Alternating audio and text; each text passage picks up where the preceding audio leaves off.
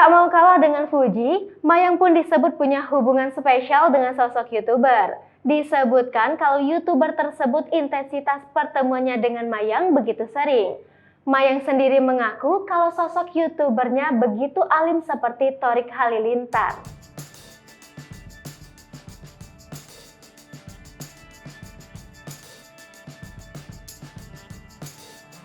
Puput Sudrajat pun menceritakan bagaimana sosok YouTuber yang mendekati Mayang dilansir Instagram @rumpi_gossip.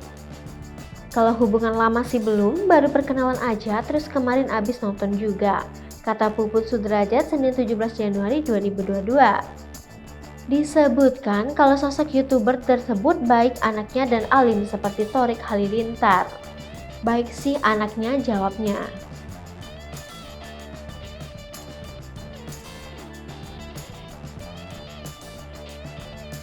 YouTuber tersebut dikenal Mayang beberapa waktu lalu. Enggak sih, baru-baru ini belum lama, kata Puput Sudrajat. Dijelaskan juga bagaimana sosok dari YouTuber yang mendekati Mayang.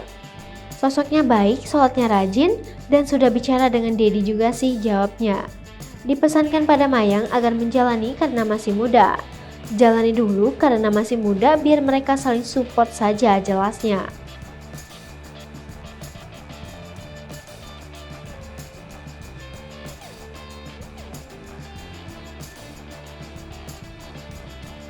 Awal pertemuan YouTuber dengan Mayang saat ada di sebuah podcast.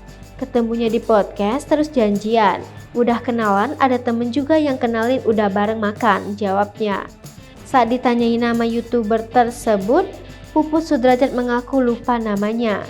Namanya siapa? Aku lupa namanya, anaknya baik, sholatnya rajin, ujarnya. Ada harapan Puput Sudrajat untuk Mayang dan YouTuber yang dikenalnya. Harapannya cuma support aja, biarkan mereka berjalan nikmati masa muda. Yang serius-serius yang penting berjalan aja, saling support, kata Puput Sudrajat. Walaupun Mayang dihujat banyak orang, masih banyak di sekelilingnya mencintai Mayang. Bersyukur aja di tengah hujatan ini, banyak yang ngasih support, banyak yang kasih doa, jawabnya.